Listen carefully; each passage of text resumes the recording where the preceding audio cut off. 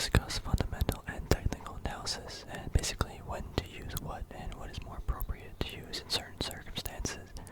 Now, many people will try to, I feel like, tell you that, oh, technical analysis is worse and it's evil, it doesn't make any sense, and people would say fundamental analysis is really good, or vice versa, any combination of those words and phrases to make one seem better than the other, and that just isn't true, even in life and a bunch of other things.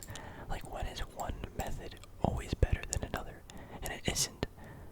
There's always multiple ways of solving a problem and finding solutions.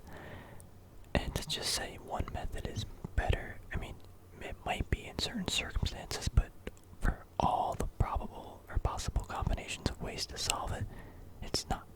Technical analysis and fundamental analysis are both really good to use if you know how to use it. Some people think that they're different, and they are. They have their differences, but at its core, fundamental and technical analysis are the same thing in essence, because the price, or fundamental analysis, basically tracks the price, and people buy stock and things based off of the fundamentals and the price. Like, if you wanted to buy a house, right, you're gonna go in the house, you're gonna look at all the stuff, you're gonna see how big it is, where is it located, other variables, and then you see the price of it, and if you like the price, you buy it. Let's say a very simple example. Let's say 1 million of those transactions happen every day, and as a technician, you're watching the price to see what people are buying it at the current valuations. What you're actually doing is you're watching people buy the fundamentals of the company at the given price, and you're deciding how the psychological reaction of people, or the emotional and psychological reaction of people's thoughts at a given price level, and then you're basically capitalizing on that.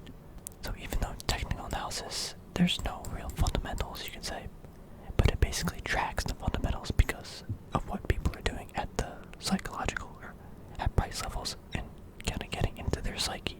Another thing people do is look at the fundamentals of a company to see how they're actually doing. You look at are they healthy, what are they doing with the money they get, things like that. For trading purposes, I just don't like this. It doesn't fit into my method of how I want to trade. I just would rather look at charts, watch people, and I'm just better at reading charts than analyzing. I guess it's the same thing, but it's just how you're getting the information into you to make the trading decision. So I read this one book, and it's by this doctor who studied things psychology and finance, and he wanted to figure out what made a good trader. So he interviewed the top best traders in the world in different markets, such as futures, equities, like bonds, and he asked them, what do you do? What do you trade? And they all gave different answers, and they all had their different methods. Some of them traded all purely technical, some traded all fundamentals, some said technicals were dumb, then don't do it. What this book basically gave me is, it doesn't matter what you do, how you trade, it just matters that you find a method that fits your psychological desires and needs and fits your style. And that takes a while to figure out and learn. But that's what all these people had. They traded different markets, they traded different styles, they all thought that what they did was the best. But in essence, they were all different, but they all made billions of dollars. So it's definitely a good read. I would check it out if you're interested in maybe trying to find a trading style. But the best way, in my opinion, is just get in the market, start buying some stuff, different time frames, and find a reason why you're buying certain things, and just find value or momentum. That would be a good segue to just explain how I do things. So if I want an investment, I'm looking at all the fundamentals, right? I'm looking at are they making money? What are their margins?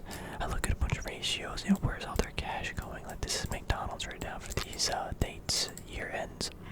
I'm not looking at RSI, right? That just makes sense. It's just how it happens. I'm not looking at, McDonald's 5-year chart and deciding if I want to make an investing decision, because I'm investing in value, not in the flow of the price. The price is important because you want to make sure you're getting it at a decent value, but there are different ways of looking at price when you're doing fundamentals. Obviously, we look at the price to earnings ratio, we can look at the price to book, things like that are, I guess, technical indicators believers in the fundamental like theory, but I'm not looking at like a 5-year chart and be like, hey, we're in this territory. Although you can actually do that. I think which one am I looking at? I think yeah. So General Mills was an investment I made, and one of the things I didn't like was we're at this 2-year standard deviation. At the end of the day, it's probably not ideal to buy the company when it's this high, relative statistically.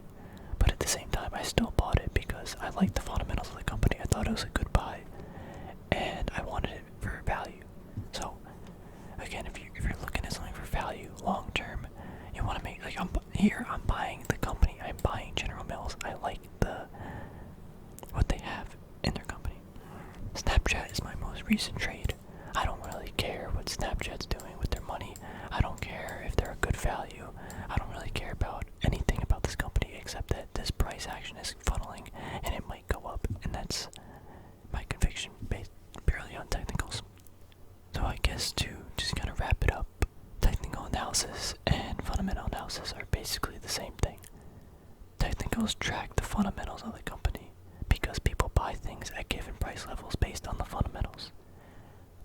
It's kind of like a shortcut because I don't need to know Snapchat's price to earning ratio over the last 5 years and how much money they're making. I just look at the chart and say, hey, people are buying at these price levels because XYZ, and I'm going to hitch a ride if I think the momentum's going to continue to the upside. You can also trade small companies and stuff in a short time frame using fundamentals. Like if you look at their PE ratio and it's really low relative to the industry average, and you think that they might get merged or something, there are so many different ways to trade. And that is definitely one of them you can use as a short term. Like, so technicals don't mean just short term. Fundamentals don't mean just long term. It just depends on how your reasons for using the, technique for investing. I always just do, it's like 90% fundamentals because I want to buy the company because I want to have it, it needs to be valuable on a fundamental level. Technically wise, I might look at it a little bit to see what it's doing and where it is, but the majority of that decision will not be based on that. There's also another aspect that I kind of forgot to talk about, which is the economic analysis or whatever. So in my trading, I think it's my day-to-day trading, maybe every month, the decisions I make are based around what's happening in the economy, where I think the market, the SPY, or the overall market's gonna go. And then from there, I decide on individual companies, let's say Snapchat, just pure technicals. So as I get more into an individual company I want to trade, the less I care about the fundamentals of the company, the more I care about just the price action. If I'm looking at gold, I want to know exactly where, not exactly, but I want to know what's going on in the world. That's why I read the Wall Street Journal and other platforms and listen to people talk, because I don't necessarily care where this is going on a technical level. I mean, I do, but at the end of the day, if let's say the government says something about blah blah blah gold, and this thing might go down, I might have to get out. And I don't care that it's gonna bounce at some standard deviation zone, But Snapchat, I'm in it for a much shorter time frame, and my decision about this, again, is based on technicals. I see buying opportunities around this area. I have a risk reward based around this. And let's say gold, I do have a risk reward, but it's more of a long-term play that I'm just having in the portfolio that has a different purpose. And this is based on macroeconomics and macro trends, as opposed to Snapchat, where it's just micro price action data and economics. Again, I'm not an economist, I'm not some wizard or anything, I'm literally just a guy. But this is the important thing, that you can read data and articles online and search stuff and make a decision for yourself about what you want to do with your money. The swing trades and day trades that I do, I would say that 75% of it is all technicals. 20% of it is economics and where I think the market is in general. And then the 5% is actually fundamentals, based on the company's earnings or how much revenue they're making and stuff, and that kind of valuation. Obviously for each stock there's number varies in this, but that's just a broad thing. But as we get into the investing side of things, if I'm buying let's say 3M, this is 75% fundamental also the company, like actual earnings and balance sheet, like 20% economics, what do I think the world's in and state, and where do I see it going, and actually 5% technicals. I think I added a little bit of 3M on this downward channel around here because I saw, for 5 years we're at 2 standard deviation zone, we're in this downward channel. That just seems like a good place to add to the position. However, it'd be more wise to buy it at a certain level P or a certain PE and that kind of fundamental technical level, if that makes sense. Anyway, it's nothing's right or wrong. It just depends on how you're gonna use the data and what you see important. But to say that one is better than the other, that just means it works better for you, and that's fine. But that doesn't mean that this is wrong and it doesn't make sense to use it. It's just a different way of looking at the same thing. Anyway, yes, thank you for